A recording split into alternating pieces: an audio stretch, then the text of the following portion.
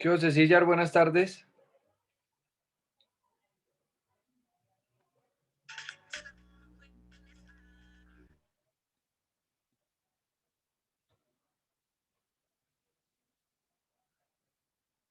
¿Cómo estás?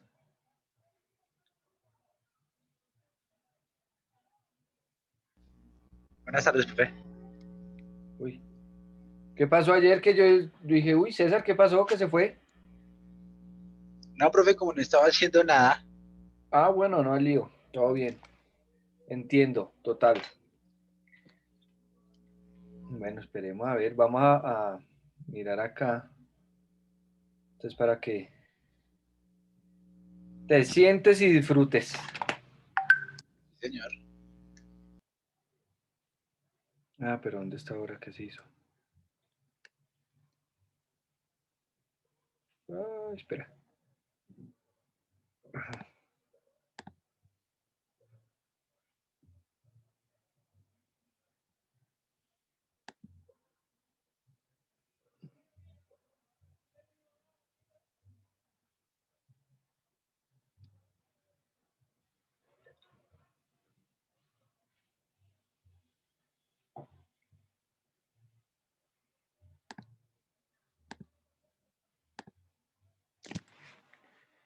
¿Listo? ¿Ya estás viendo la pantalla? Sí, señor. Ok.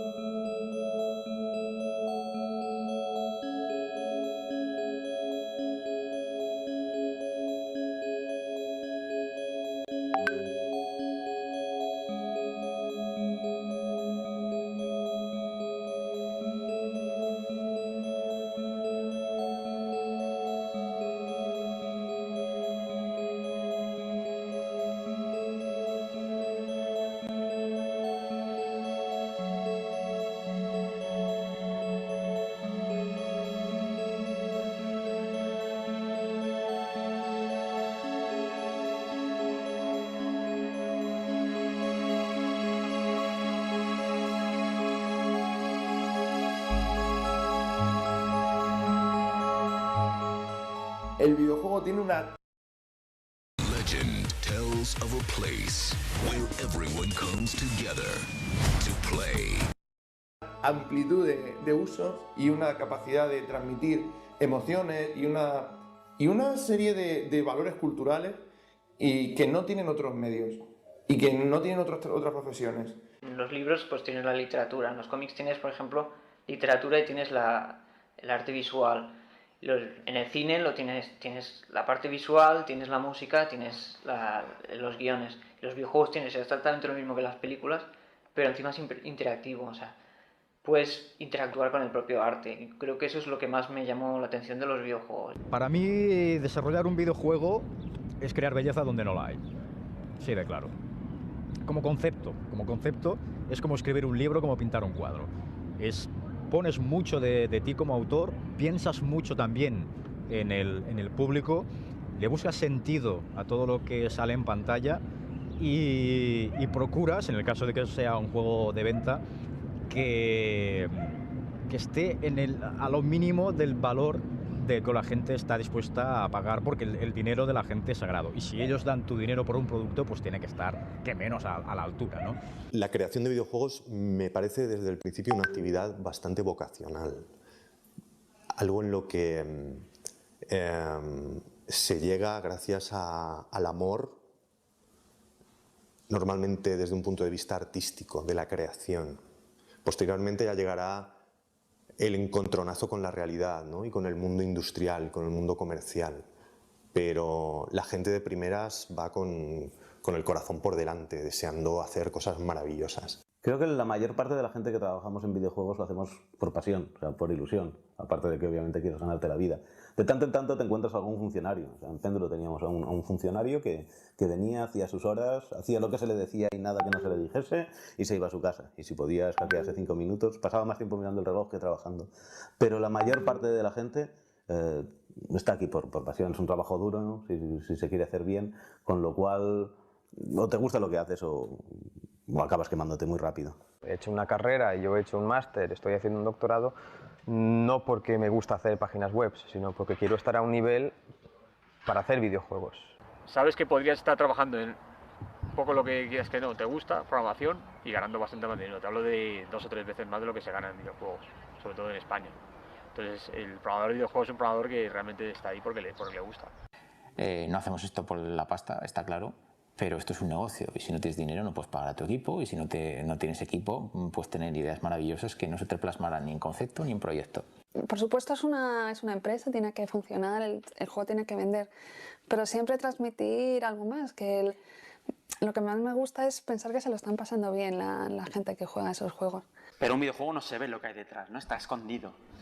Entonces ese trabajo no se valora y se desconoce. Y además se desconoce porque el videojuego forma parte de esto que llaman informática, tecnología, ¿no? Y es como una amalgama de cosas que la gente no sabe que es una cosa y que es otra, ¿no? Son aparatos electrónicos, son ordenadores. La gente está tan acostumbrada hoy en día al software que todo parece muy rápido, hacer una página web, hacer un salto, que una IA te ataque, pero eso lleva mucho tiempo. Y no sabe que hay artistas, que hay gente de sonido, que hay gente que programa y gente que no programa. La gente se cree que los que hacen videojuegos son gente que pica teclas y no todo el mundo hace eso, ¿no? Normalmente la gente lo ve tan simple porque lo tiene vivido del día a día y no tienen realmente la idea de la complejidad que hay detrás o de los efectos colaterales que puede haber. A lo mejor tú haces que una IA te venga a ti, pero se te ha olvidado algo y eso hace que el resto de las IAs se alejen.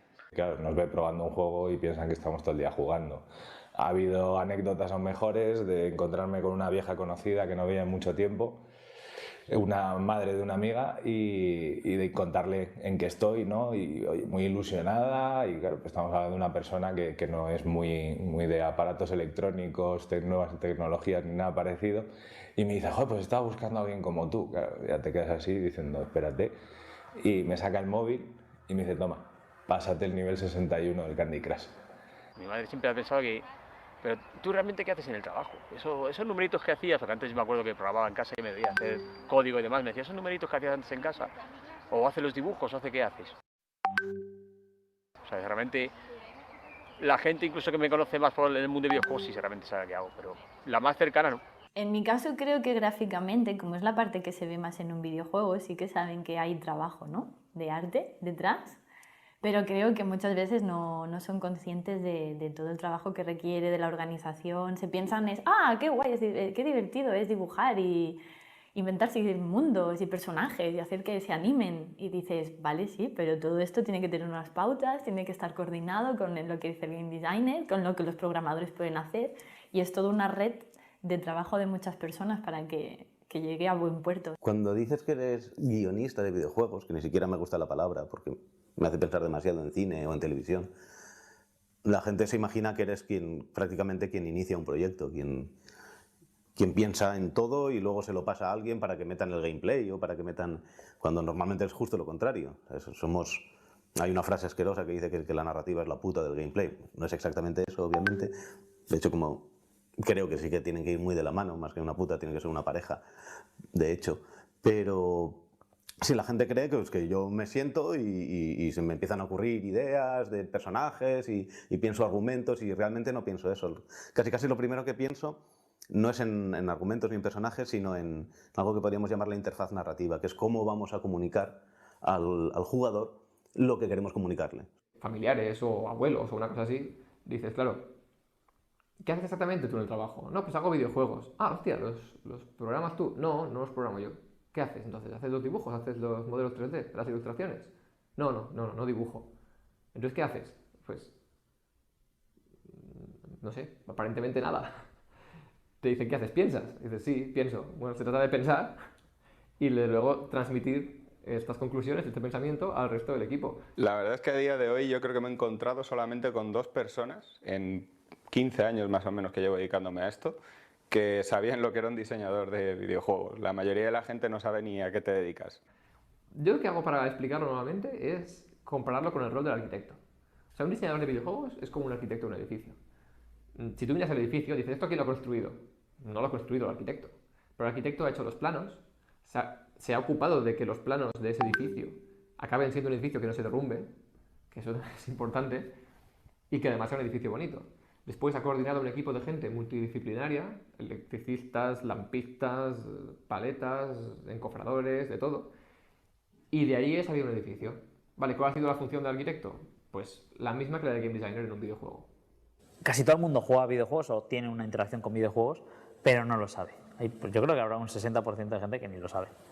La gente no termina de entender un poco lo que hay detrás de un videojuego y se creen que son, no sé, como que lo ven algo mucho más sencillo de lo que realmente es. No sé, donde un programador te habla de rendimiento, de frames por segundo o de otros términos, yo que sé, de booleanos, de enteros, de strings y de puñetas, un artista te habla de colores complementarios, colores aditivos, te habla de texturas orgánicas, te habla de patrones, te habla de trazos.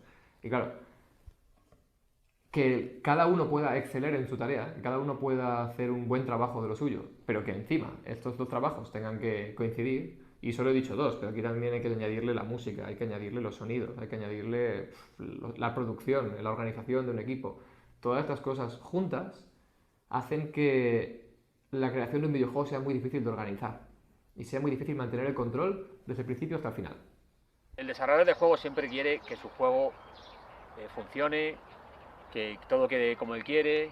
Entonces, a veces las cosas cuestan más de lo que uno piensa y realmente el retrasar la fecha del juego lo que hace es que los desarrollos se alarguen y los presupuestos se disparen. Con lo cual, siempre tienes esa pelea de corto cosas que no me gustaría cortar porque creo que mi juego pierde, pero tengo que cortarlas porque si no se me va de tiempo.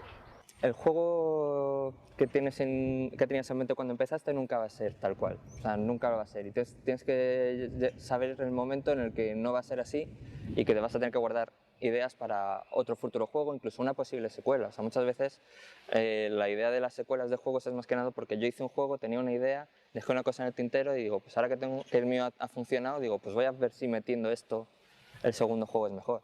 Sobre todo pienso en el ejemplo de que en los videojuegos es muy habitual que se hagan iteraciones y que haya cosas que al final no entren y que se tengan que repetir y que haya ideas o que haya propuestas que al final se tiren a la basura, ¿no? Ese trabajo quizás es el que más me ha dolido, ¿no? El tener que aprender a decir, bueno, pues no es trabajo perdido, no es tiempo perdido el que has dedicado a hacer cierta cosa, aunque se tire a la basura, has aprendido de eso y aunque lo tengas que volver a rehacer, pues bueno. Los proyectos cancelados para nosotros son piezas de aprendizaje al final. Siempre o llegan a ser otro juego diferente o nos ayudan a saber lo que no tenemos que hacer. Por ejemplo, en el caso de un desarrollo para plataforma Vintage que sacamos en MSX Spectrum y hasta CPC, el Invasion of Zombie Monsters, parte de, digamos, la cancelación de un proyecto que teníamos que se nos fue de las manos, digamos, de lo bien del aspecto que estaba teniendo, que era una conversión, estábamos haciendo una conversión de un arcade pues, que nos gustaba mucho, digamos, el Mega Twins, y nos gustó tanto que fuimos modificándolo hasta crear un producto totalmente nuevo. Entonces, el juego queda como cancelado y hay algún screenshot por ahí en internet, digamos, pero digamos que fue la simiente para el siguiente juego, ¿no? Yo he estado en empresas incluso en las que hemos tenido que hacer trabajo sin que se dieran cuenta los jefes. ¿Por qué? Y dirás, esto es absurdo. Pues porque el trabajo se tiraba constantemente para que siguiera fluyendo y siguiera llegando dinero de subvenciones y de inversores y demás. En el momento en el que termina el proyecto, se acabó el dinero. Eso es algo que no entendimos muchas veces. Entonces, tenías que sacar el proyecto por debajo porque, claro, si no terminas un proyecto, no lo puedes poner en el currículum. Entonces, situaciones raras, delicadas, comprometidas de ese estilo, hay millones con muchísima gente que conozco y prácticamente en toda España. Conseguir financiación es un dolor en el culo siempre, no solo para videojuegos, sino para cualquier tipo de empresa. Y nuestro principal hándicap es que nadie nos conocía como empresa hasta hace un año y medio, porque lo que hemos hecho ha sido reclutar gente de varias empresas y montar un equipo desde cero, pero como como estudio todavía no habíamos sacado ningún título. Lo más frustrante posiblemente es no poder dormir por las noches pensando cómo les vas a poder pagar el mes siguiente. El resto son retos y aventuras. Yo pensaba que esto sería mucho más divertido y al final me paso la mitad del día escribiendo emails, haciendo planificaciones, yendo a hablar con la gestoría, yendo a hablar con el banco y apagando fuegos, más que lo que a mí me gusta, que es crear un videojuego. El coste personal es altísimo. Muchos desarrolladores pierden más de lo que les gustaría por el camino. Estamos hablando de... Yo he perdido amigos, hay gente que ha perdido su pareja o no pueden ver a sus hijos. Lo personal influye tanto más que vamos, nada, porque es la base de todo, ¿no? Al final, si no te encuentras a lo mejor en una empresa en la que no se te respeta como profesional o no se te valora incluso como tal, pues ¿qué haces? Nunca puedes parar de crear, eso será así hasta que mueras. El resultado suele ser frustración y dolor, pero de nuevo, siendo prácticos, el sufrimiento y la frustración y las limitaciones son las que van a encorajinar y a canalizar tu creatividad. Sí, supongo que es un círculo vicioso. No sé, personalmente no concebiría la vida de otra forma. Yo me he ido de una reunión con Ramón pegando un portazo a la puerta y nos hemos llamado a los 10 minutos. ¿Me perdonas? ¿Te perdono? Nos echamos una caña y a lo mejor era porque el nudo de la trama no puede ir ahí, el segundo punto de giro no va ahí, te estás cargando mi personaje. Ese tipo de tonterías, o sea, porque realmente somos muy pasionales y los dos creemos mucho en lo que hacemos y bueno, pues nos dejábamos la piel, o sea, pasarnos 10, 12 horas trabajando en una sala y claro, al final te pones hasta aquí, por muy amigos que seas, pues de tanto en tanto saltan las chispas. O sea, realmente hacer videojuegos es un trabajo de equipo. Siempre hay héroes solitarios, ¿no? Siempre hay gente que es una pasada, como Fran de Unepic, que ha hecho un juego él solo, pero realmente es una excepción, es algo muy difícil. Sí, el motivo por lo que he decidido montármelo por mi cuenta es porque la industria te obliga a hacer cosas que no quieres. Al menos lo que a mí me tira un poco para atrás es el tema más burocrático, ¿no? El tema de que aquí quizá las cosas parecen más difíciles, en el que no diré ayuda a la gente que quiere hacer cosas, ¿no? Pero sino que tampoco se les aplaude, es decir, que parece como que si tú quieres ser emprendedor eres tonto, ¿no? Es como, pues ponte a trabajar para otro que es más fácil. Creo que España puede llegar a ser una buena potencia a nivel de desarrollo de videojuegos, pero todavía le queda un poco, sobre todo porque hay un problema bastante grande de base y es la cultura empresarial que tenemos en España. Entonces, mientras no sea relativamente asequible montar una empresa o sobrevivir como freelance, pues es un poquito complicado. Creo que realmente es lo primero que debería solucionarse, porque entonces empezaría a haber muchas más empresas desarrollando. De hecho, se contrata mucha empresa de fuera a pequeños estudios de aquí de España para desarrollar pequeños juegos y todo lo que tiene que ver con advert gaming y demás. Grandes empresas no hay, muchas, bueno, grandes empresas, aquí tenemos un Mercurio, tenemos una cosa así que es, digamos, lo más grande, que te vas fuera y es una empresa pequeñita. Hay poca capacidad de contratación, con lo cual, porque la mayoría son estudios indies pequeños, con lo cual si estás en una empresa en la que no es tuya, estás de trabajador, tienes pocas posibilidades de moverte por las empresas, porque hay, puedo decir, 3 o 4 empresas que pueden contratar. Con lo cual, como desarrollo profesional, como un medio de vida, es complicado, es bastante complicado. Entonces, por eso la mayoría de la gente que quiere empezar a crecer y ganar más dinero para vivir de esto acaba yéndose. Entonces, son dos opciones, o montas tu mini estudio para hacer por tu cuenta o te acabas yendo. Pero realmente conocerás poca gente que haya estado en empresas contratadas aquí durante mucho tiempo, en la misma empresa, porque realmente es eso, hay poca capacidad de crecimiento. A día de hoy sí que hay una industria de desarrollo de videojuego en España. Lo peor que le sucede al sector de videojuegos en España es que no hay industria. Lo que no hay, y tiene sentido porque no es común que un país tenga una industria entera de videojuegos. Ni la hay, ni hay visos de que la haya. Japón, Estados Unidos, Inglaterra y pocas más tienen todo el organigrama. En estos momentos se está sosteniendo como siempre, pues porque hay 4 empresas extranjeras que vienen aquí a poner dinero y que un día dejarán de ponerlo y se irán. Por ejemplo, Alemania, que es un país enorme con muchas posibilidades, pues tampoco tiene publishers o desarrolladores potentes. Pues eso ha pasado en Péndulo. En Péndulo hemos tenido todo el dinero, nos venía de fuera, excepto los momentos que nos podíamos mantener a nosotros mismos, que han sido pocos.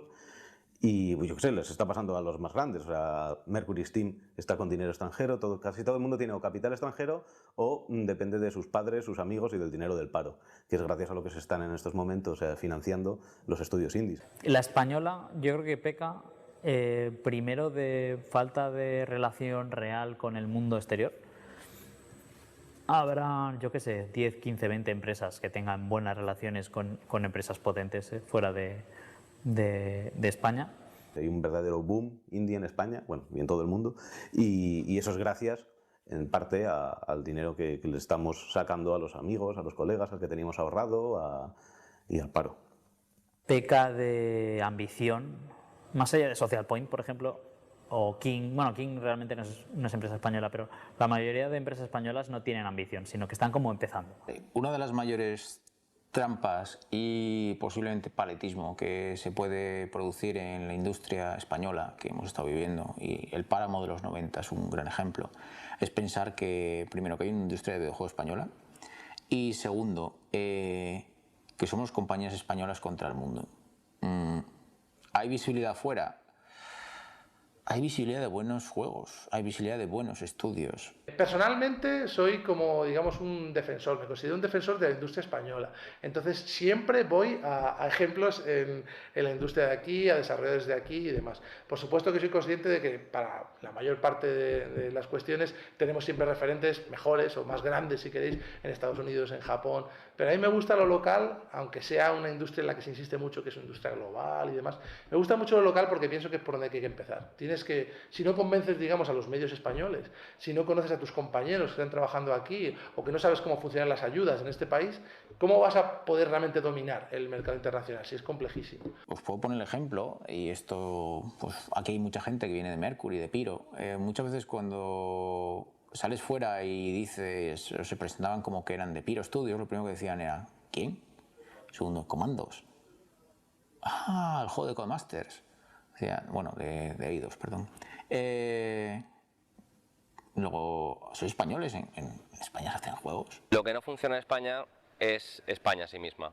Nuestra cultura, nuestra forma de ser, la gente aquí todavía no se cree que esto es un negocio y que es un trabajo. Te tratan como que estás haciendo cosas para niños, con poca seriedad. Aquí, para ser algo serio, tienes que ser o abogado o yo que sé, cualquier otro tipo de oficio. Un videojuego es algo para niños.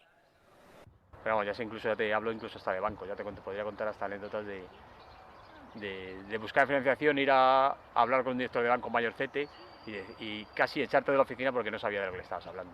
Cuando salió el titular de Grand Theft Auto vende no sé cuántos millones en 24 horas, de repente empezaron a llamarnos los bancos, cuando normalmente los bancos nos han mirado como bastante de lejos, que no nos quieren ni ver, ¿no? Cuando les explicas, oye, voy a hacer un juego, me va a pasar un año fabricándolo, luego vamos a ver si lo vendo.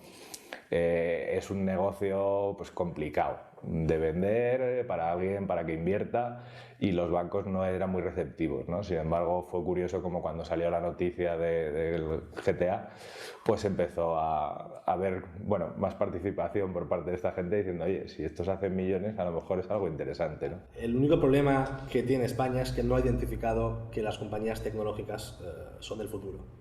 Siguen apostando. Todos los inversores que hay en España hay gente con muchísimo dinero, y además creo que después de la crisis todavía hay más que antes.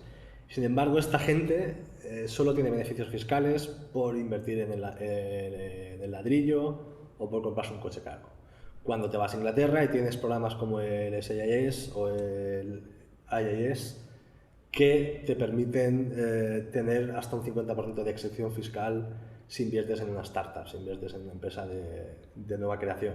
En las empresas en las que he trabajado concretamente de consultor, sí que me encuentro más o menos los mismos patrones. Suelen ser empresas que quieren, pero no saben cómo fomentar un poquito pues, digamos, la profesionalización de algunas de las áreas que no tienen demasiada experiencia. Yo creo que en España hay un talento increíble. De hecho, los profesionales españoles son muy solicitados fuera.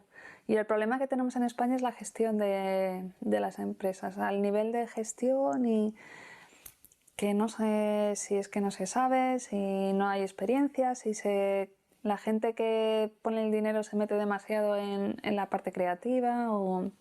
Entonces al final los proyectos salen muy a muchos cambios, se pierde mucho el tiempo, no se toman buenas decisiones. Y creo que es eso, es el conjunto de la dirección del proyecto que hace que con presupuestos que a lo mejor pueden estar a la altura de un juego internacional, pues no lleguemos a esas calidades. Y luego también además se une el que meter a alguien de fuera en esto de los videojuegos que te diga cómo tiene que ser, pues parece como que toca mucho el ego de las propias empresas a veces, ¿no? Cuando el papel es totalmente diferente. Entonces yo llego para ayudarte a mejorar, estoy una temporada, guío al equipo, lo oriento, le intento formar incluso si hace falta en esto del diseño, en la dirección de juego, usabilidad, todas estas cosas, y luego, bueno, pues que el equipo vaya solo. Entonces es un cambio de punto de vista también que es otra pequeña gran piedra que ves todos los días en las empresas. Por otro lado también, que se venda como aquí trabajamos muy barato y se venda duros a peseta.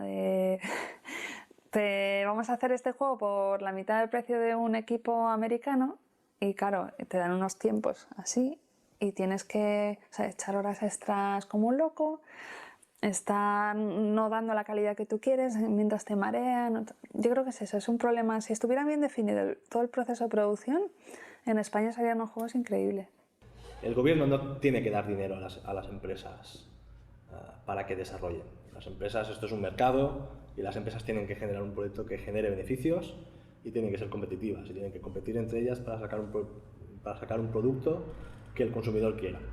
El único problema viene que el gobierno no permite desgravar a los inversores por cosas como esta, por invertir en una empresa de videojuegos o con una empresa que haga aplicaciones para móviles y sin embargo, si te compras un piso, si inviertes en una constructora, ahí sí que te desgravas dinero. Se han anunciado ayudas que sirven para videojuegos. Esas ayudas que sirven para videojuegos, que son de audiovisual, no están bien enfocadas a videojuegos. Es por ejemplo, que te digan, pues esto es un juego que tiene que salir en marzo del año que viene. Entonces, me estás coartando, por así decirlo, la libertad. O sea, no me estás dejando hacer el juego que tengo que hacer, que creo que es más conveniente, sino que me estoy teniendo que acabar en marzo para poder cumplir estas ayudas. Pero hay muchas posibilidades y no todas son la típica ayuda de subvención a fondo perdido, etc. Estas ayudas yo creo que realmente habrá quien se aproveche de ellas y le vaya muy bien, pero yo creo que estas son poco prácticas, la verdad. Y ahora, bueno, sí que lo están abriendo más, han estado pues juntándose con la gente del videojuego ahora para sacar unas ayudas, por ejemplo, y han preguntado directamente, oye, ¿en qué ámbito deberíamos sacarla, de qué manera, un poco las condiciones? Entonces sí que hemos visto esa voluntad por parte del gobierno de cambiar las cosas, ¿vale? Todavía queda mucho camino y sobre todo el tema es, bueno, la ventaja que nos lleva a muchos, ¿no? Entonces hay que trabajar mucho para pillarles. En Inglaterra tú tienes una idea de juego, te haces tu empresa de videojuegos con unos cuantos amigos y pagas nada para crear la empresa. Aquí tienes que tener ya capital inicial, tienes que pagar mes a mes, tienes que pagar si eres autónomo. Entonces sí, es mucho más difícil no encontrar trabajo, sino empezar algo en videojuegos. Que lo bueno que lo que tienen los videojuegos o la creatividad de la gente es que no necesitas realmente una inversión. Tu inversión es tu tiempo. Eso es cierto fuera de España, pero en España no. Tu inversión es tu tiempo, más si tienes 15.000 euros. Si no los tienes, mejor vete. Yo tengo claro que en el momento en que se me quede pequeño, que no encuentre más trabajo en España, me voy a ir fuera sí, porque ahora mismo no se me ocurre dónde podría ir aparte de Gameloft, porque ya están casi todas las empresas y si quiero aprender, si quiero evolucionar, me tengo que ir fuera.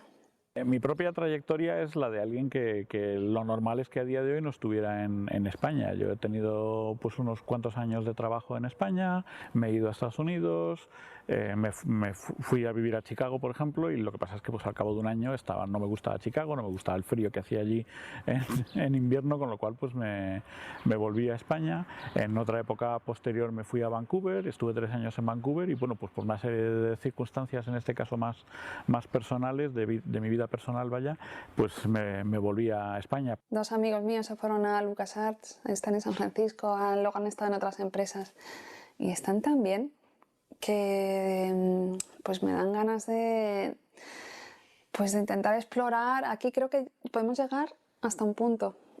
Yo quiero llegar a más. Mi hermano se fue de España en el año 95, se fue inicialmente a Dinamarca, de allí pasó a Estados Unidos y desde entonces está en Estados Unidos. Pues no se ha convertido en un ciudadano porque no le apetece, pero básicamente él ya no va a volver. Una de las visitas a la GDC nos enseñaron los estudios y madre mía, es que están en otra liga, están jugando en otra liga directamente. Eso lo que indica es que la industria en España es muy inferior en tamaño y en capacidad de ofrecer una carrera profesional clara que la cantidad de gente que hay en España con talento y con cualidades técnicas y para trabajar en videojuegos, para hacer una gran tarea.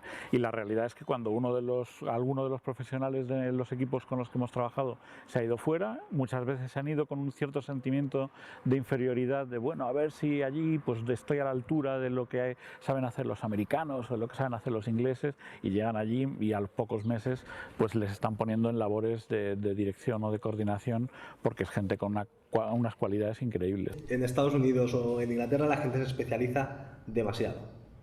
Quiero decir, hay una persona que se dedica a modelar rocas, hay otra que hace efectos de explosiones. No le pides que haga efectos de lluvia, porque no te lo vas a ver hacer. Y lo que sucede en España es que normalmente, a través sobre todo de las universidades, se crean grupos muy pequeños y se hacen videojuegos enteros en los que una misma persona tiene que modelar un personaje, tiene que modelar un entorno, tiene que animar y tiene que hacer efectos. ¿Qué sucede? Que luego estas personas salen a trabajar a estudios grandes fuera y la gente de allí se queda con la boca abierta de que una misma persona sea capaz de hacer tantas cosas. Es lógico que cuando una persona tiene muchas aptitudes para hacer este trabajo, le lleguen ofertas de fuera y se vaya fuera a trabajar. Las agencias de recruiting suelen coincidir en eso. El español tiene 2 factores importantes de cara afuera. Uno, como digo, el talento, ¿no? Y el otro es que es muy resolutivo. Aquí en España casi nos solemos acostumbrar más a hacer un poco de todo y bueno, pues si hay un problema ya me las apaño yo para encontrar la solución. Fuera suele ser más departamentado todo, también depende de dónde vayas, ¿no? Entonces cuando te vas fuera surge cualquier problema, el español normalmente espabila rápido y suele intentar poner solución de una manera pues como puede, ¿no? Pero rápida. De hecho, Sergi me cuenta una historia que sucedía en Eurocom, que tenían un grupo de 4 o 5 españoles que los tenían para emergencias. Cada vez que había que hacer algo de última hora, cada vez que había que preparar algo para lo que no había tiempo físico y que nadie sabía cómo hacerlo, llamaban a los españoles. Y los españoles venían, se quedaban sin dormir 3 noches y sacaban el trabajo adelante. Lo que no está a la altura en España no es la gente, es la industria, el tejido industrial y empresarial. Las condiciones de trabajo que se ofrecen fuera son mucho mejores de las que se están ofreciendo aquí, pero esa es la respuesta fácil. La razón última es que yéndote fuera puedes trabajar en proyectos más interesantes. Y estoy hablando de, por ejemplo, tenemos un chico que estaba trabajando con nosotros, Uriol, estaba trabajando con nosotros haciendo modelado y efectos. Le salió la oportunidad de irse a Londres a trabajar en el nuevo juego de Aliens. ¿Y quién dice que no a trabajar en Aliens? Pues poca gente. Cuando yo comenté esto de que a mí me gustaría ir a trabajar fuera en una entrevista, ¿no? Previamente, y lo leyeron aquí compañeros del trabajo, hubo uno de mis jefes además que me lo comentó, que me dice, tú en lugar de tener esa ilusión de irte fuera, tendrías que tener la ilusión de crear eso que ves fuera aquí en España, porque hay talento y porque la industria está creciendo y porque se puede hacer. Y me lo planteé y dije, pues quizá tiene razón, ¿no? Y es lo que me preguntas, que la ilusión de hacer algo aquí, como quizá han hecho los de Social Point, ¿no? Que han hecho algo muy grande y lo han hecho aquí. Y bueno, no solo son los únicos, ¿no? Hay mucha gente que, aunque quizá no han llegado a ese volumen, también han creado cosas aquí y son referentes, ¿no? Deadlight y Rain son proyectos muy personales. Deadlight giraba en torno a la idea de la soledad. y Rain orbita en torno a la pérdida y la aceptación de esa pérdida. Para nosotros transmitir esas emociones y recordar, no estamos haciendo un juego en el que haya cinemáticas o chorrocientos diálogos, de hecho no hay diálogo.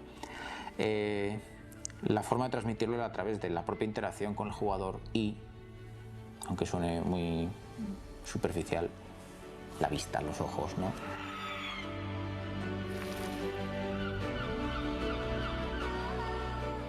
The Last Door, a partir de se inicia como un proyecto, es una aventura gráfica.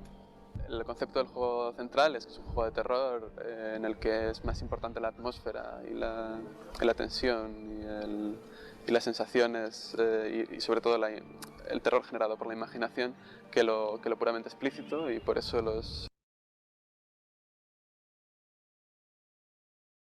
gráficos que utilizamos son fuertemente pixelados.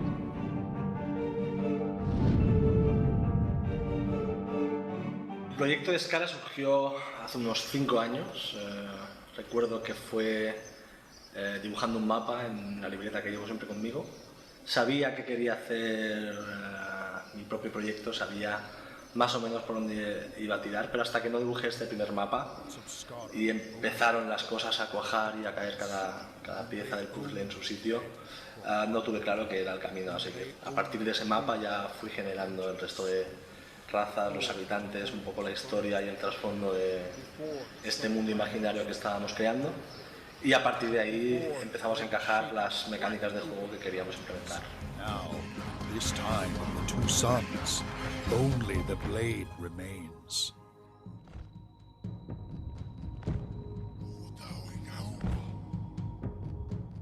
Yo con este proyecto, el proyecto que más me gusta de los que ha desarrollado Talnarion, bueno, es el que más tiempo he participado, en el que más involucrado he estado. Es como tener un niño, que es el School Project y parte del School Break. ¿Por qué me gusta? Porque te sientes muy involucrado, estás haciendo horas, lo has visto nacer, te has peleado, lo has refactorizado, lo has cambiado, ves, a lo mejor alguien juega ahora y no ve los problemas, pero yo lo veo y digo, hostia, queda esto pendiente, hostia. Mira eso, cómo mola, se está riendo esa persona con lo que yo he hecho. Yo creo que es como una relación de amor-odio con el Skur. Quiero que se termine, que acabe el proyecto, que se cierre, pero a la vez es muchos años con él, ya sea con el Skur Project o Skur Break. Serán 6 años en total. He perdido la cuenta.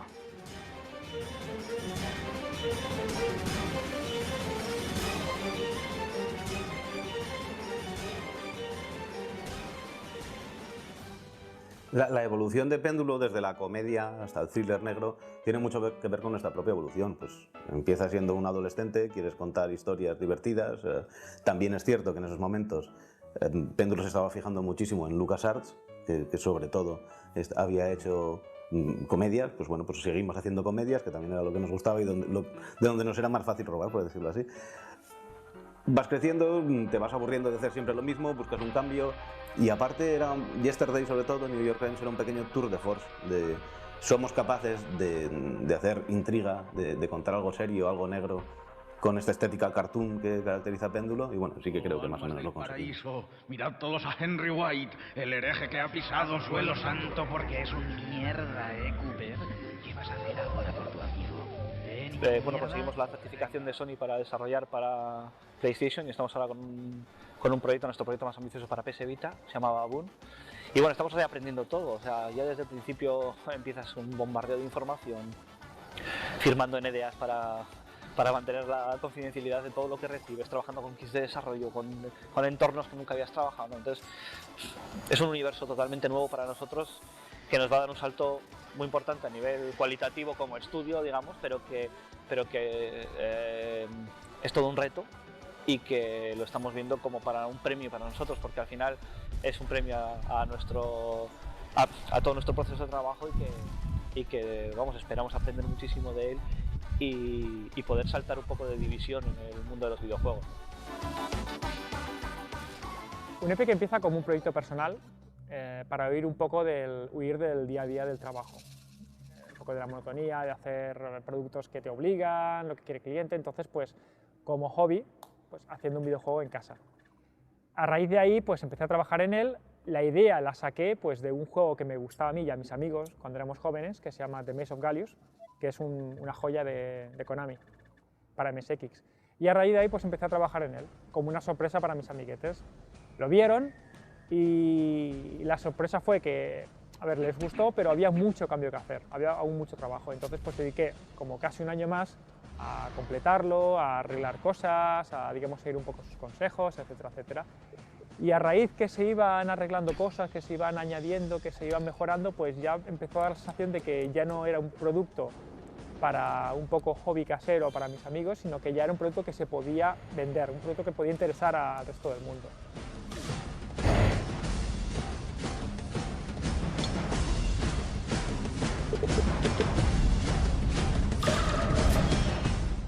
No será por falta de talento, de eso no cabe duda.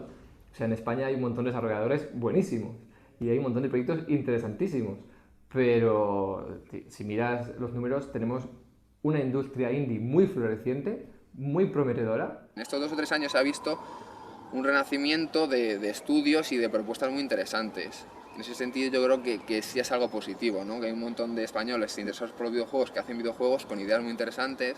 Creo que eso se está demostrando en estos pequeños estudios independientes. Cuando yo empecé en el mundo de los videojuegos, las compañías que hoy día son las que se consideran establecidas o que crean los títulos AAA, los famosos AAA, que son juegos que tienen una inversión enorme en cuanto a desarrollo y marketing detrás, pues estas compañías por aquel entonces, a mediados de los años 80, eran las indies. Eran proyectos que empezaban con muy poquitos trabajadores, en garajes prácticamente, y ahí se iban llevando adelante los proyectos que luego pues tuvieron éxito y acabaron fundando compañías enormes. Se han creado grandísimas empresas en las que el camino siempre ha sido una huida hacia adelante, más grande, más presupuesto, más explosiones, más texturas, más polígonos, porque en el fondo es lo que el público pedía.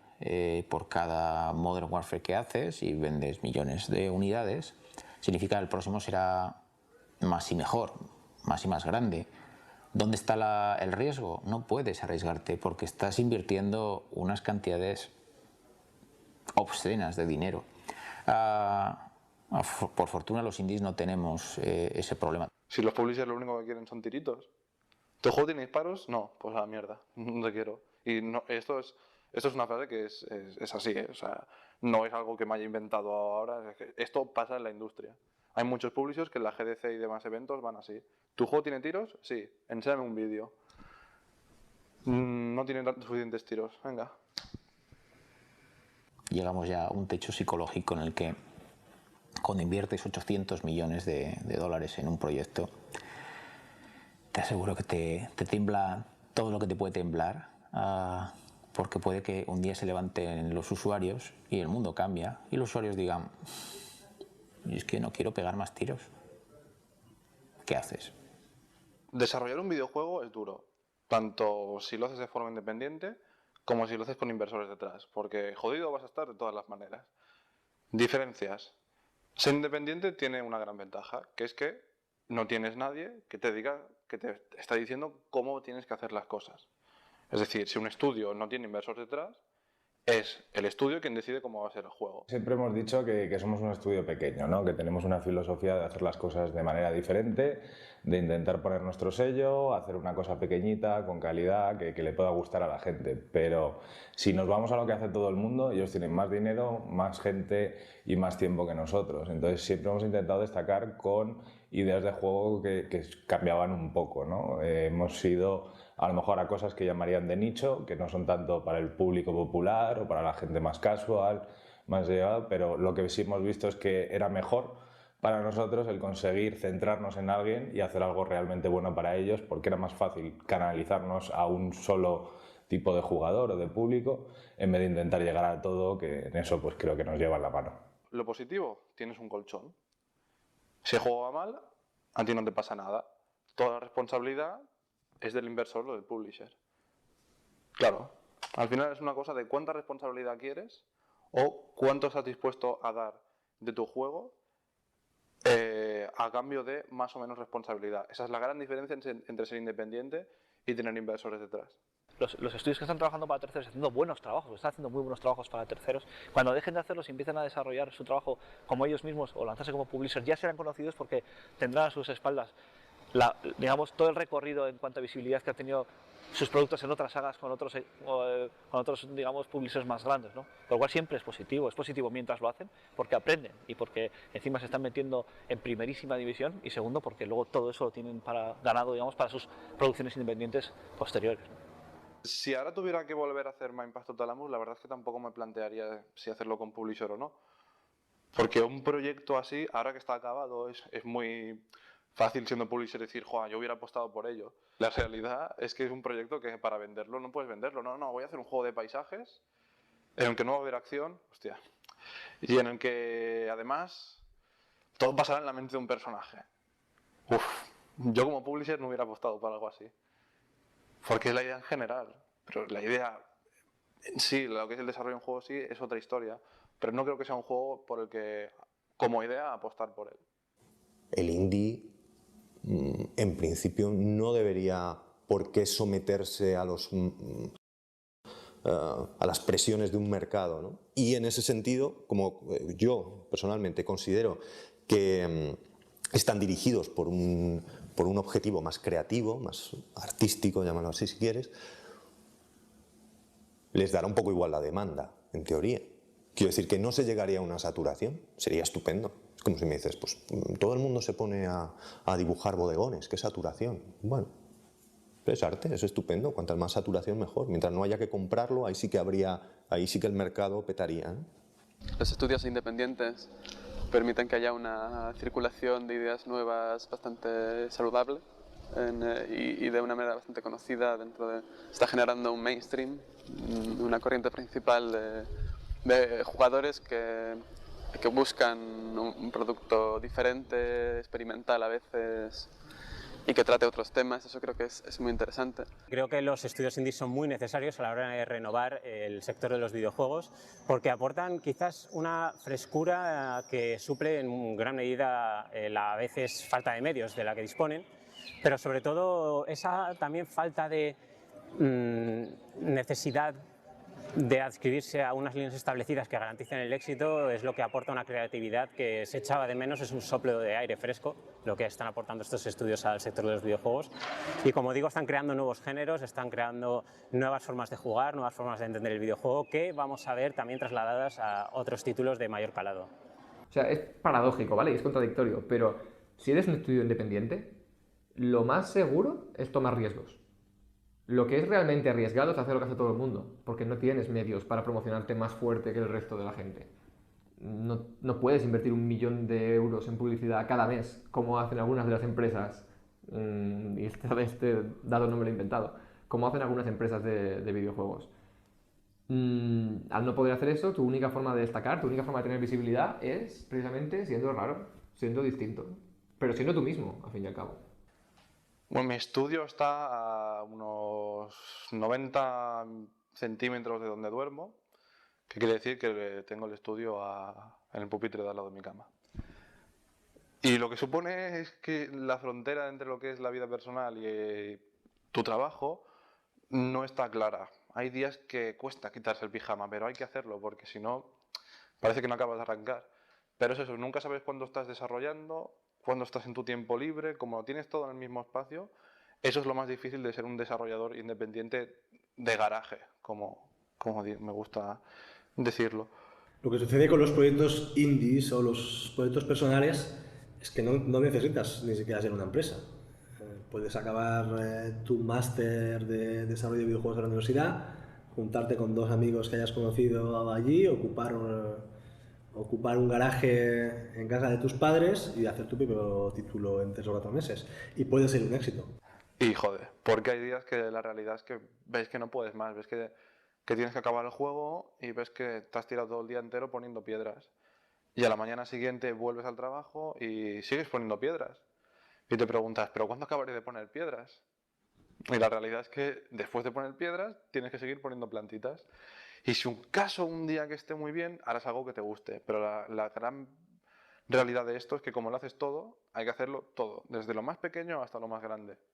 Y eso mola muy poquitas veces. La única forma de ser completamente independiente es ser tu propio dueño, autopublicarte. Por eso muchos indies, aunque pueden, por ejemplo, Mojang podría trabajar con quien quisieran, prefieren seguir solos porque es el camino que han elegido. La distribución digital es el aleluya, es el dios de los desarrolladores independientes. ¿Por qué? Porque gracias a PayPal, gracias a la web, gracias a todo esto, gracias a las revistas digitales, los desarrolladores pueden hacer un producto y lo más importante y lo más difícil que es hacerlo llegar al público. Eso antes no existía, antes tenías que pasar por el tubo, es decir, pasar por un publisher, rogarle, arrodillarte y decirle por favor, pon mi juego, pon mi juego. Ahora con la distribución digital y con otras cosas, con el crowdfunding, con la cantidad de plataformas que hay, con los nuevos motores que están saliendo, que hacen que hacer juegos sea más fácil que nunca. Con todo esto, realmente podemos sacar un juego al mercado. Podemos hacerlo y podemos sacarlo mucho más fácilmente que hace un montón de años. Eso es muy positivo, pero tiene una parte complicada, claro. Que sea más fácil quiere decir que mucha más gente lo intenta. Que mucha más gente lo intenta quiere decir que hay mucha más saturación. Los mercados están llenos de juegos nuevos todos los días. Y lo que es difícil realmente es poder ver a través de ellos y encontrar los juegos que te gustan, o los juegos buenos, o que la gente encuentre el tuyo. La distribución digital sin duda ha cambiado tanto la industria del videojuego como otras industrias anteriormente. Y ha cambiado no solo en el modelo de negocio, sino sí, también en la concepción del videojuego en sí, ¿no? Supongo que ahora ya la pelea no está en conseguir un publisher como antes, para que te lo ponga en caja. Hacer el juego es más sencillo, publicarlo es más sencillo, pero la pelea empieza realmente cuando tienes que conseguir que la gente te vea. Es otra pelea distinta. Sobre todo porque la gente ahora ya no tiene la concepción de que el videojuego es un producto caro o un producto para niños, porque se encuentra en tiendas en las que a lo mejor van a la tienda, al comercio de turno y se encuentran niños por ahí, sino que llegan a todo el mundo, que hay un gran rango de precios, que hay juegos además que no tienen por qué consumirte tu vida, ¿no? Que son juegos pequeñitos y que puedes jugar en el metro. Yo creo que todo lo que rodea el fenómeno digital, no solo como distribución, es decir, no solo por el hecho de que se distribuye por la red, sino el concepto de cómo yo te hago llegar esa información de lo que es este videojuego y de dónde puedes jugar, creo que eso ha hecho que el videojuego ahora sea muy diferente de como era pues hace 10 años, por ejemplo. El crowdfunding para los videojuegos independientes lo que ha supuesto es uno de los impulsos más poderosos para este crecimiento de este tipo de juegos, ¿no? No solo las grandes videoconsolas dedicando esfuerzo e incluso apoyo económico a los videojuegos indies, no solo el nacimiento del mercado de los smartphones. El crowdfunding lo que ha supuesto en el mundo de los videojuegos, por un lado, es que se ha abierto la posibilidad de hacer juegos que antes sin eso no se hubieran hecho. Hay muchos proyectos que han salido gracias al crowdfunding. El crowdfunding ha sido algo muy positivo en ese sentido, ¿no? Pero por otro lado también muchos estudios o mucha gente se ha aprovechado de eso y lo ha sobreutilizado. Crowdfunding, sobre todo, lo que ha significado es una cosa muy importante que se necesita cuando eres joven, cuando no tienes dinero y cuando no tienes apoyos, pero una gran idea, que es ese líquido, ¿no? Esa financiación. Desde luego, yo creo que el crowdfunding sí que va a llegar a un límite, lógicamente. Ahí sí que estamos hablando ya de oferta, demanda. Pasan los años, la gente, bueno, tampoco se entrega a esta actividad de una manera tan alegre como al principio. Empiezan a fallar algunos proyectos, otros defraudan. Pero desde luego lo que sí ha supuesto, y que es algo importantísimo, es un empujoncito para esos jóvenes, para creer que son capaces de hacerlo, ¿no? Y muchas veces solo con eso se consigue. Ha abierto ahí las puertas a un montón de proyectos diferentes que no se basan en el éxito comercial, sino en hacer algo desde el corazón y creer que eso le va a gustar a la gente y al final funciona, eso le acaba gustando a la gente. funciona, porque es un medio para recaudar dinero que funciona. Lo que pasa que es como decía aquella, ¿no? Que no lo llamen matrimonio, que lo llamen de otra manera. Porque crowdfunding te lo venden como mecenazgo, ¿no? O sea, tú eres un mecenas y tú ayudas a un señor a llevar a cabo su proyecto. Bueno, no sé, yo será que soy de otra época, pero a mí me enseñaron que mecenazgo es una persona que da dinero a otra sin esperar nada y absolutamente nada a cambio. Mi experiencia con el crowdfunding para un Epic fue primero decepción, porque mi visión era que hacer un vídeo de presentación, un proyecto, ponerlo en la web y que la web, digamos, hiciera un poco de publicidad, utilizara su influencia para que la gente conociera el proyecto y lo votara. Pero me encontré que no estaba en ninguna parte, estaba en nuevos proyectos en pequeñito, muy poco visible. Claro, me decepcioné bastante, pregunté y me dijeron, no, estás confundido. Una plataforma de crowdfunding sirve para que, como plataforma de pago, para que la gente pague, no para hacerte publicidad. Entonces ahí fue cuando comprendí que un crowdfunding tienes que hacerte tú la publicidad, no es el lugar donde tú lo pones y ellos te venden el juego. Crowdfunding es precompra, estás pagando por un producto y tener la exclusividad de ese producto antes de que esté terminado. Claro, no sé, es un poco que está muy bien, ¿no? Que está muy bien, pero es que no es crowdfunding, no es micromecenazgo. Que se recurre mucho a él, sí, ¿no? Y ojalá pudiera yo recurrir a crowdfunding y tener yo algún proyecto que lo necesitara y saber que la gente iba a confiar en mí y que me daría el dinero. ¿Que la gente es muy gratuita a regalar su dinero? Sí, la verdad es que sí. Sí. He visto muchos crowdfundings que flipas y alucinas. Pero claro, es comprensible, porque por 4 duros pues puedes tener un producto que potencialmente después se puede convertir en algo muy valioso. No puedo decir que esté muy contento, pero tampoco descontento.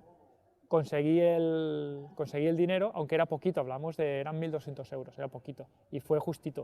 O sea, se consiguieron 1.280, eso en un mes. Entonces, por mi experiencia, crowdfunding en lanzanos.com, pues, y por otros juegos que he visto, es difícil, es bastante difícil, es muy fácil no conseguirlo. Lo que es la campaña Kickstarter es muy intensiva. Hay que hacer mucho trabajo de PR, de comunicación.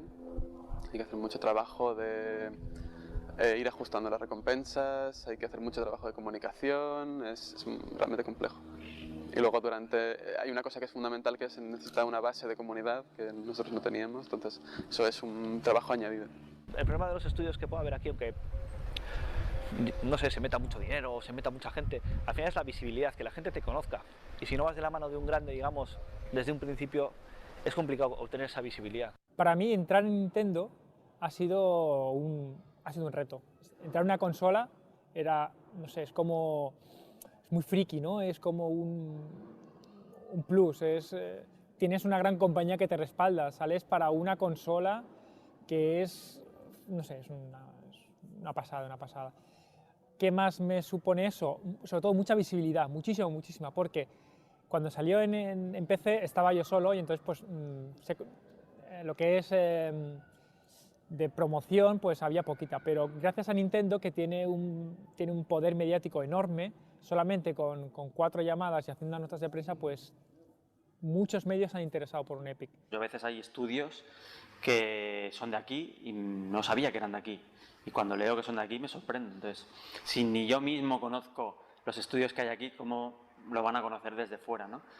Para los videojuegos la visibilidad yo creo que siempre es un problema, ¿no? Tanto fuera como dentro. Ahora mismo es uno de los momentos a lo mejor mejores para la industria, en cuestión de que ha habido un boom, han crecido un montón de estudios y hay un montón de propuestas, pero claro, al haber tanto es muy difícil destacar entre tanta oferta. Sí, nosotros notamos que había como una especie de ganas de hablar de videojuegos españoles cuando sacamos nuestro juego. Yo creo que también estamos en un momento que todavía hacía ya tiempo que no salían juegos. Hace 2 años, en 2 años ha cambiado mucho la cosa y ha habido muchos lanzamientos españoles los últimos 2 años. Nosotros salimos justo al principio de 2012 y había buena voluntad un poco por hablar de nuevo de nuevos lanzamientos españoles. Creo que los videojuegos indies, los videojuegos creados en España, son el primer paso hacia un verdadero periodismo de videojuegos, porque es cuando te puedes sentar con el creador, con tiempo, hacer un seguimiento de esa creación, sin la presión del departamento comercial o del departamento de marketing. Ahí será cuando se vea el verdadero valor, quiero pensar, de una nueva generación de periodistas que tampoco se vea lastrado por los 20 y pico años que tenemos hasta ahora, ¿no?, de tradición de periodismo de videojuegos. Pues mi experiencia con los desarrollos españoles ha sido muy positiva, porque es gente que muchas veces no se da mucho a la prensa, pero también es verdad que es porque la prensa muchas veces no se ha dado a ellos. Y es verdad que cuando alguien de la prensa o alguien que escribe en un blog o en una web se interesa por su proyecto, pues siempre están muy abiertos a contarles, a darles información, a pasarle un código, a aceptar una entrevista, cualquier cosa están interesados. Y yo creo que sí tienen claro que cuanto más hagan en los medios, más repercusión va a tener su juego y es posible que eso lleve a tener un poquito más de ventas. La relación entre prensa y desarrolladores de videojuegos ha cambiado lógicamente con los años. Pues mira, yo estoy orgulloso de poder decir que pertenezco a una generación de periodistas que hemos luchado mucho y nos hemos quejado mucho y al final hemos conseguido que cuando se presentara un juego, cuando pudiéramos hablar de un juego, no tuviéramos obligatoriamente que entrevistar a las relaciones públicas de la compañía distribuidora. Eso hoy por hoy parece increíble, pero hace 15 años no había otra opción. Yo creo que por necesidad y sobre todo por ausencia de lo que ha sido la prensa videojuego. Nadie se ha interesado por ellos, o muy poca gente se ha interesado por ellos. Generalmente lo que se ha hecho es lo que se sigue haciendo, ¿no? Pegar la nota de prensa e interesarse poco por el desarrollador, hablar con la PR de turno, pero poco se ha interesado la gente por el desarrollador. Yo creo que de unos años a esta parte hemos mejorado mucho eso y ahora sí que nos interesamos, la prensa se ha interesado más por el desarrollo y por ello los desarrolladores también se han visto más receptivos. Si querías hablar de un videojuego, el portavoz oficial, la única persona a la que podías entrevistar era a las relaciones públicas de la compañía distribuidora. Al final es un comercial, es un vendedor, que está muy bien entrevistarle porque el hombre o la mujer pues sabrá mucho de su producto, pero no tenía ni punto de comparación con cómo podía enriquecer esa entrevista la posibilidad de ponerte delante del creador al final de este producto cultural, ¿no?, del que estamos hablando. Que ya llega un momento que, bueno, que te da igual que sea el guionista, que sea un grafista, que sea el director o productor del proyecto, pero que sea gente que se haya ensuciado las manos, ¿no?, en esa creación. Lo que sí que tiene la prensa de videojuegos es que no está tan profesionalizada como la de otros medios. Hay muchísimas personas que se dedican a la prensa de videojuegos por vocación, por interés, ¿no? Son aficionados a videojuegos que han ido aprendiendo y se dedican a escribir. Y esto está absolutamente bien, o sea, es fantástico, porque la gente que juega videojuegos habla de videojuegos. No hay ningún problema con esto. El problema es que algunas de estas personas realmente saben mucho de lo que hablan y otras no.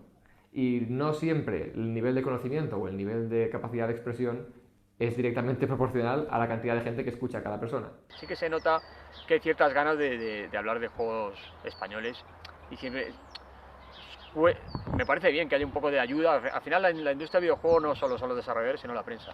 Y quizá un poco ayudando prensa a videojuegos y videojuegos a prensa, un poco ganamos todos, con lo cual... Eso, ojo, eso no quiere decir que si tú sacas un juego que merece tener un 3, que le pongas un 3.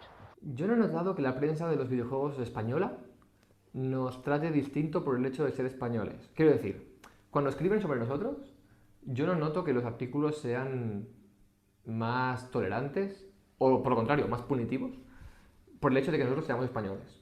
No, porque he visto artículos españoles que realmente nos ponen por las nubes, pero he visto artículos rusos o alemanes o americanos que también.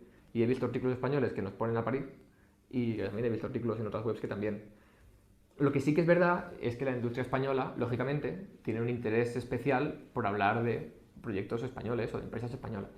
¿Por qué? Pues porque al ser la prensa de aquí, pues habla más sobre la gente de aquí. Yo no creo que hable mejor ni que nos haga un favor especial en el sentido de qué escriben, pero sí que es más fácil que escriban sobre nosotros por el hecho de ser de aquí.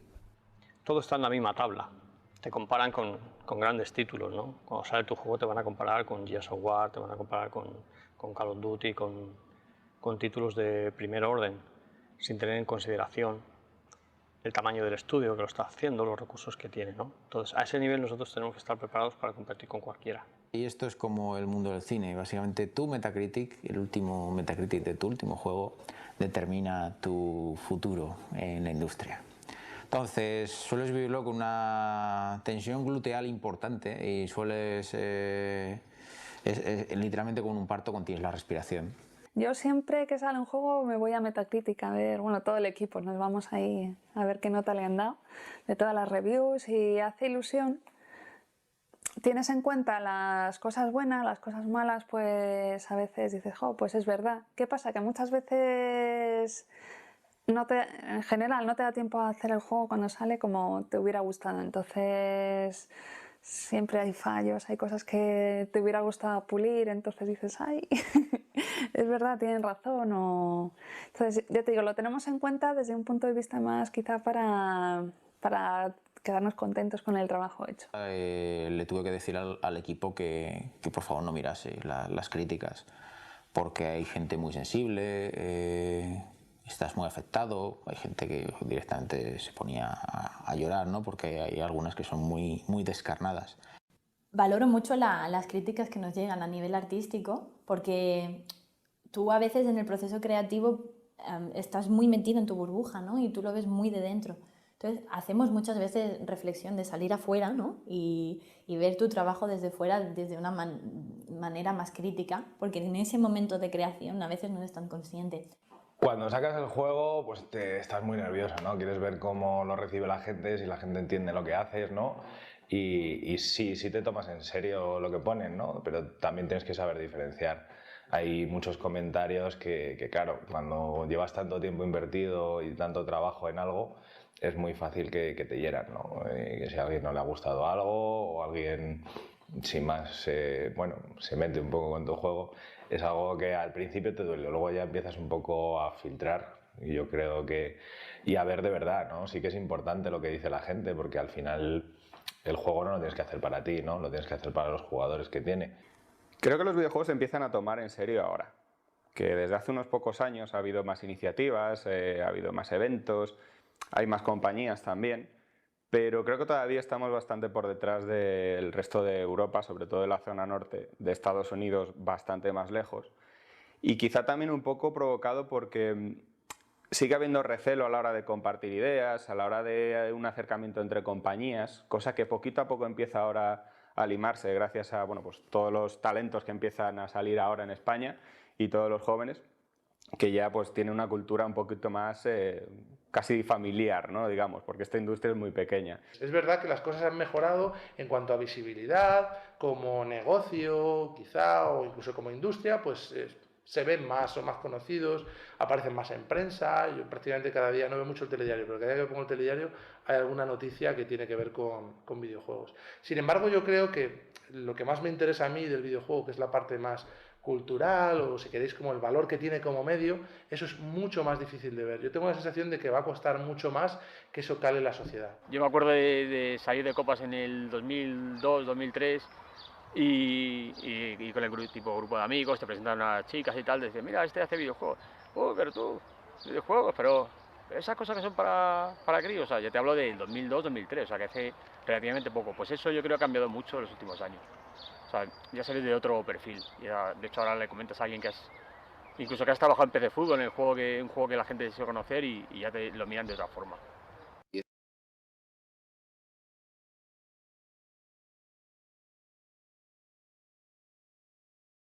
Ay, bueno, ¿cómo les pareció?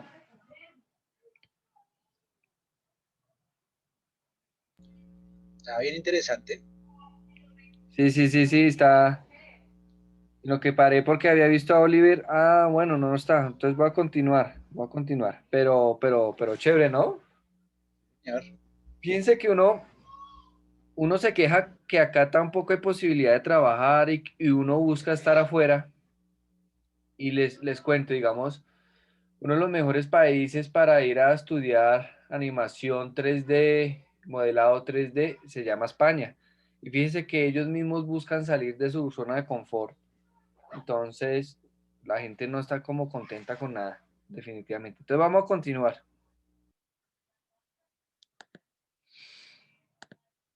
Ahí.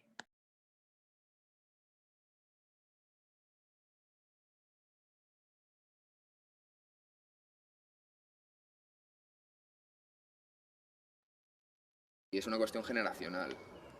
La gente mayor, mucha gente mayor a partir de los 40, los 50, 60 no ha tenido contacto con videojuegos, y en cuanto la gente joven se hace mayor, gente joven que ha crecido con videojuegos, pues entonces los videojuegos tienen más importancia. Para que los videojuegos lleguen a ser clásicos van a tener que pasar un siglo o dos a lo mejor. O sea, estamos pensando que el cine, que lleva un siglo de vida, todavía no está llegando a ser estudiado como un clásico en lo que son las enseñanzas más básicas. O sea, ya tienes que entrar a una escuela de cine o a hacer cosas de comunicación visual o ya cursos superiores para entrar a ver cine. O sea, y todavía no hemos llegado a eso con un siglo de vida. Los videojuegos que apenas llevan 40 o 50 años, pues les queda un camino muchísimo más largo para ser considerados parte de la cultura general. La enseñanza en este país, a nivel de todo lo que tiene que ver con videojuegos, lleva ya unos cuantos años. Tenemos másters como el de la Complutense, que lleva, creo que son 9 o 10 años ya, y tenemos grados oficiales que empiezan a salir adelante. ESNE, por ejemplo, ya es la primera promoción, en el cuarto año que sale este año, ¿no? Entonces, va bastante bien encaminado. Lógicamente, le queda todavía un poquito por madurar en algunos aspectos, sobre todo a nivel de estudios de grado y demás, pero creo que va bastante bien encaminado y sobre todo comparándolo con otros países va decentemente. Le queda, evidentemente, es una industria muy joven, ¿no? Y le queda todavía bastante por impulsar, ¿no?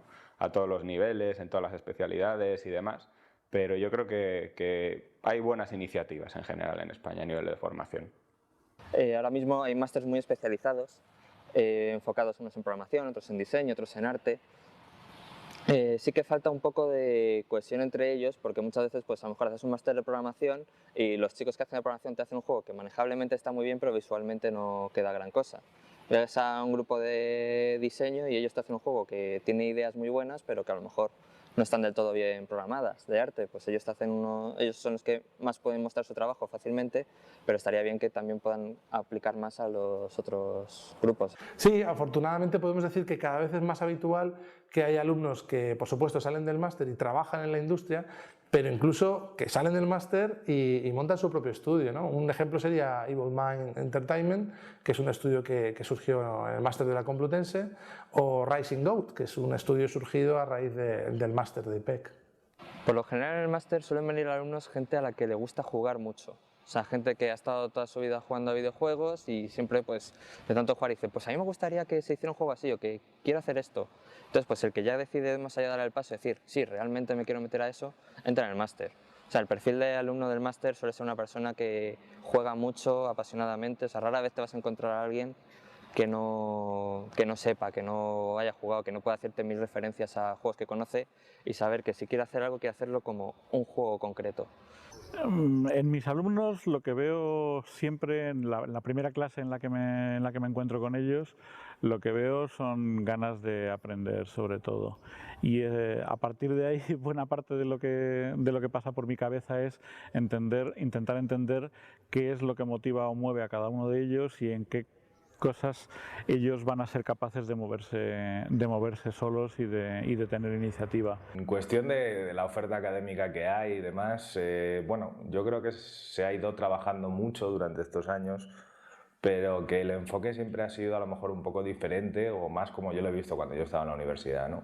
Mientras que a nosotros nos intentaban enseñar todo a muy bajo nivel, digamos, o bueno, intentaban que abarcáramos lo más posible, ¿no?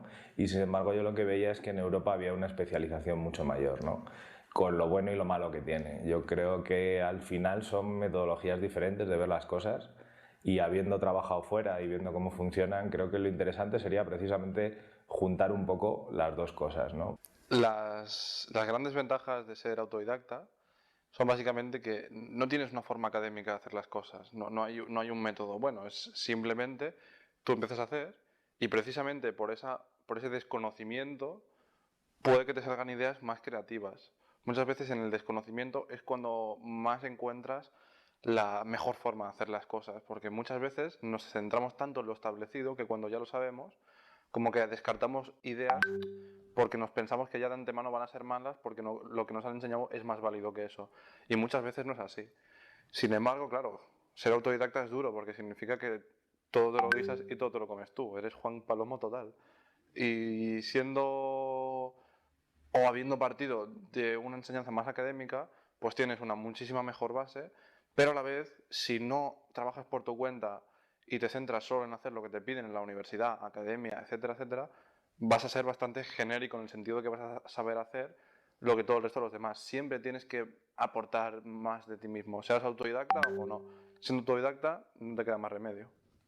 La formación de videojuegos en España, si la tuviera que comparar con otros países, compararla con el resto de Europa o compararla con Estados Unidos, yo diría que en términos cualitativos está a la altura, sin ninguna duda. Yo creo que tanto los alumnos, la vocación de los alumnos, la capacidad técnica con la que llegan los alumnos a la universidad es equivalente a la que he podido ver fuera de España, y la calidad de los profesores, su involucración y su trayectoria en muchos casos como profesionales de la industria del videojuego también es comparable.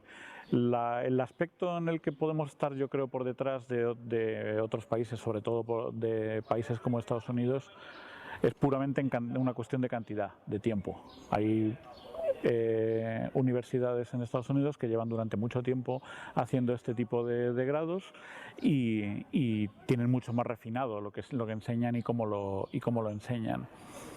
Y por otra parte, la pura cantidad de sitios que hay en España, pues no hay demasiados sitios que puedan centrarse en la enseñanza de videojuegos, y tampoco hay tantas salidas como para generar un interés tan masivo por parte de los alumnos. En el resto de Europa las cosas a nivel de formación dependen mucho también de la zona. En la zona norte, por ejemplo, de Europa sí que es cierto que la formación se está tomando bastante en serio. Incluso hay másters en diseño de juego que son gratuitos. Entonces lo único que tienes que hacer es mandar tu currículum y, digamos, aplicar, ¿no?, como se suele decir, y te puede, pues, tocar ese máster gratuito, que es muy serio, está muy bien y tal. Si te vas más bien a la zona de Europa del Este, las cosas están incluso peor que aquí. Entonces, aquí hay asociaciones, hay grupos, hay empresas, hay eventos. En Europa del Este es más difícil encontrar eso, por ejemplo. Están un poquito por detrás todavía y se hacen grandes juegos allí. Entonces, depende mucho de la zona. España, digamos que está como a medio camino entre una y otra. Y bueno, yo confío en que en los próximos 4 o 5 años van a surgir una serie de intereses comunes y va a cambiar esto bastante, para poder ponernos por lo menos al día con el resto de Europa. Entonces, todavía la industria en España no tiene suficiente tamaño como para que podamos ofrecer y aportar al mundo de la enseñanza de videojuegos algo tan sólido como lo que se pueden encontrar en Estados Unidos o en Inglaterra. Pero yo creo que es cuestión de tiempo, ya de pocos años, y sobre todo de que la propia industria del videojuego en España termine de crecer y se vuelva a consolidar otra vez, más que la oferta educativa en ese sentido. Yo creo que va a remolque de lo que la industria pueda dar de sí. En estos momentos la educación para videojuegos en España está creciendo.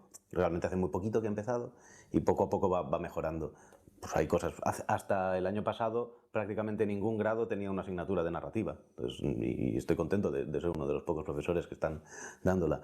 Pero obviamente todavía tiene mucho que mejorar. De hecho, yo todavía no soy un buen profesor de narrativa de videojuegos porque hace muy poquito que me he puesto a pensar en lo que hago y todavía no acabo de entenderlo. Entonces, pues, muchas veces son los alumnos los que me dicen, pero seguro que esto es así. Vamos intentando mejorar esas teorías. Son como fases beta de lo que podría llegar a ser realmente un buen estudio sobre narrativa de videojuegos. Poco a poco iremos mejorando, igual que los grados en sí van mejorando cada vez más. Los grados y los másters cada vez son mejores. Actualmente en España las facultades que hay enseñando desarrollo de videojuegos solo hablan de diseño, producción, arte, programación, pero el marketing se deja para estos que trabajan con estadísticas, para gente que son popularmente conocidos como vendemotos, pero hay un tipo de videojuego que no es el juego social, que no es el juego tipo Candy Crush, que son juegos hechos con alma, se puede decir, o con más alma que otros, que los más mainstream, y en los cuales hace falta que alguien se ocupe de transmitir esa visión creativa del creador. de un equipo apasionado y que quiere no a lo mejor ser millonarios, sino que eso es la consecuencia de una obra que transmite una serie de ideas. Para mí hacer videojuegos, una vez que empecé que tuve la primera visión de lo que significaba hacerlos, para mí se convirtió en el sueño de mi vida. Tengo unos padres que desde pequeñitos me dijeron, mira, no importa lo que te dediques, no importa lo que hagas, lo importante es que todas las mañanas que te levantes puedas ir a hacer algo que te gusta. Entonces no será un trabajo. Una de las imágenes típicas es cuando voy en el metro al trabajo y veo pues, las caras con las que va la gente, ¿no? Yo también he ido a otros trabajos y llevas esa cara de madre mía, la que me espera. Y sin embargo, la nuestra suele ser todo lo contrario, porque estás diciendo, oye, hoy vamos a probar esto, hoy vamos a ver si sacamos esto. Creo que es algo que todo el mundo debería hacer, el que llegue el lunes y decir, me apetece ir a trabajar, tengo ganas de ir al trabajo. Entonces yo creo que soy muy afortunada en ese sentido. La cuestión yo creo que es algo que es algo que me llena, que tengo ilusión, que me veo haciéndolo 30 años más, 40 años más. En mi caso son muchos años, llevo muchos años haciéndolo, 25 años, o sea que se podría decir que laboralmente soy feliz. Y encontrarme, pues ahora 30 años después, que me sigo dedicando a ello, que sigo todos los días jugando, sigo todos los días interesado por lo que ocurre en el mundo de los juegos y sigo todos los días dedicando un montón de horas a sacar adelante juegos, a ayudar a equipos de personas a sacar adelante juegos, para mí sigue siendo un sueño. Es algo que parecía imposible, no parece un trabajo de verdad, ¿no? No parece que puedas vivir de esto, es como un hobby. Para que tienes que buscar un trabajo típico de médico, abogado y cosas de esas. Es el mejor momento que han vivido los videojuegos en cuanto a la eclosión de todo lo que puede llegar a hacer, su potencialidad. Hay días en los que no te podrías imaginar tu vida de otra forma, hay días en los que solo tratas de rememorar los pasos y decisiones que tomaste para llegar a ese punto tan deprimente en el que de alguna forma intentas fútilmente cambiar el pasado, ¿no? Yo estoy muy contento de trabajar en videojuegos. O sea, yo cuando tengo algún momento de bajón, pongámoslo así, que todo ser humano lo tiene, digo, che Ramón, tu vida es de 8 y medio si quieres incluso. O sea, no es perfecta, no es que esto sea la repanocha, pero che, si me muero ahora, estuvo bien. Pues los videojuegos se acaban de despertar, son conscientes de sí mismos y están haciendo cosas que no se hubiesen atrevido a hacer hace unos años. Entonces, estoy contentísimo de estar en estos momentos metido en el meollo. Es verdad, hacer videojuegos es muy complicado. Se sufre bastante, se trabaja mucho, hay que invertir muchas horas, hay que estar siempre aprendiendo, siempre leyendo. Hay que hacer un montón de faena que no está relacionada directamente con hacer videojuegos, pero que alguien tiene que hacer y que es necesaria. Pero joder, siempre lo digo, es el mejor trabajo del mundo.